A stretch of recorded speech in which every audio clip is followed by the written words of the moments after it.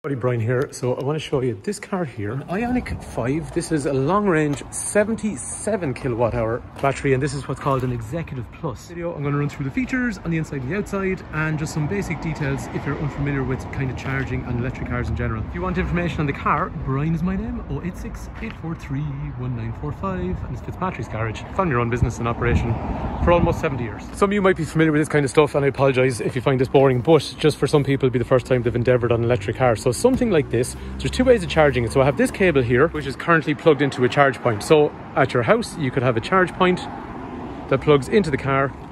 And so we have a 77 kWh battery.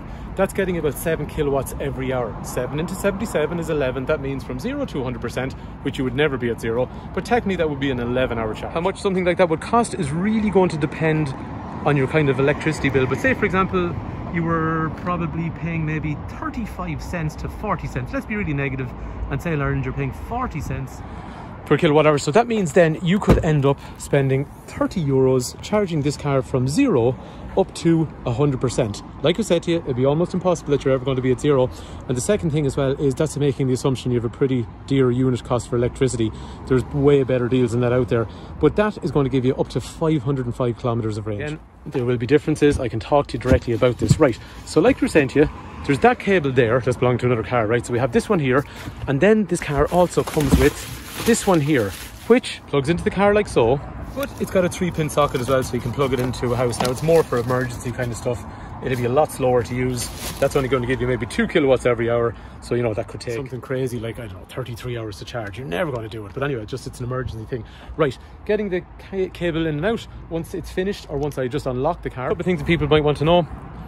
0 up to 25, 25 to 50, 50 to 75, 75 to 100. So that's your visual way of knowing on the outside. Or if you get into the car, it can tell me then that I'm up to 93% and I've got an hour and 5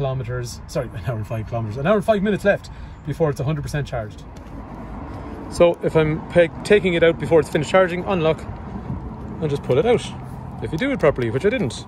Now, here we go. To open and close that, I can use the button there, and I can use this kind of braille style button here to open it up. Or similarly then on the key, oops, I can hold this one to close, or hold that one to open. This car also has a remote start function, pretty handy for when you want to heat the car when you're not actually in it. So I can lock the car, fine, it's locked, and then I hold this hold button here for about maybe 5 seconds or so. The dash lights have come on.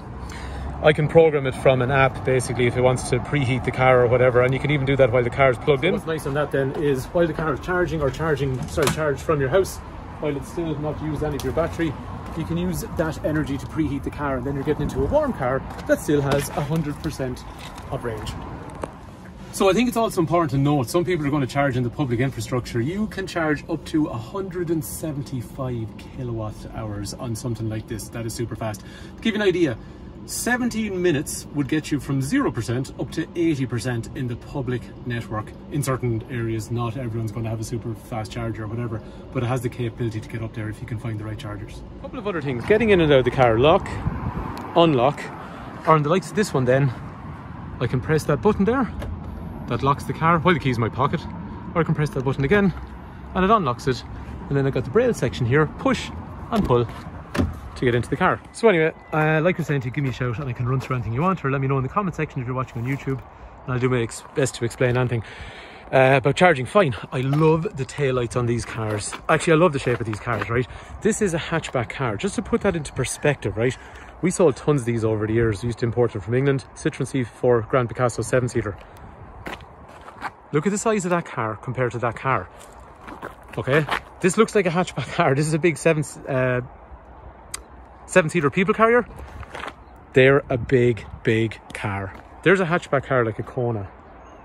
There's a Tucson, almost the same size. So the Ioniq5 looks like a hatchback car. It's way more than just a hatchback car. Anyway, really cool looking shapes on the back. Indicators down here. Like we're saying, these lovely LEDs along here. Nice brushed aluminium along there and along there.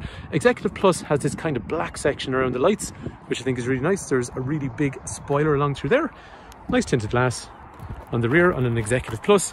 They're a 19-inch wheel, diamond cut.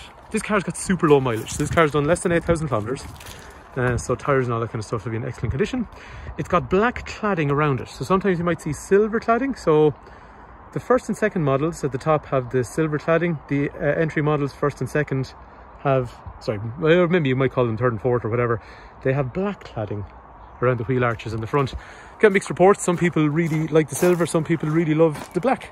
On this kind of galactic grey, I think this is one of the nicer colours on Ioniq 5. I think it looks really well. I would say that because I'm a salesperson selling galactic grey car, but no, I actually do think it's nice. You got this big black nose along through there. Again, more brushed aluminium. Along through here, more brushed aluminium. And then the front end of the car, those lights, the frame rate on my phone doesn't pick them up so good, so it looks like they're coming and going, but I think they're really cool looking. I love the headlights. I really love the headlights. I think this is, again, okay, right. Is there cooler, sleeker looking shape, sportier cars out there? Absolutely. But I think this is an awesome looking shape. I think it has a kind of reserved, distinctive kind of look. I think it looks upmarket. I think it's a very, very nice looking car. Very, very cool, very, very modern. And like I was saying to you, an actually really big car. So on the outside, they're the things that I like. Everyone's got different opinions of what they like, but I think that's a bloody nice looking car. Anyway, let's have a quick look at the boot. So if I open up the boot, this boot's in excellent condition. This lady did very, very small mileage in the car. Storage under there, storage here. I can pull that out and cover it up there to let down the boot. My reverse camera's here. And I got parking sensors then on the rear. This, like I said, this motion takes a bit of time. Touch the braille part, pull out the handle, unlock the car, be really handy. Try that again. Only the driver's door was open. Right, so the back of this car has had a super easy life because the mileage is small on it. You got a light coloured door card. I think that's nice because it makes it kind of brighter on the inside. 3 headed trains, 3-point safety belts as you'd imagine. Eyes affix here. Big armrest in through the centre. Things like the stickers even there. God, we should have taken that off when it was brand new, but we didn't. And nobody else has because they probably haven't sat in the back. Storage. 2 USB points. Just to give you an idea, a 6-foot person sitting in the back of this car behind another 6-foot person.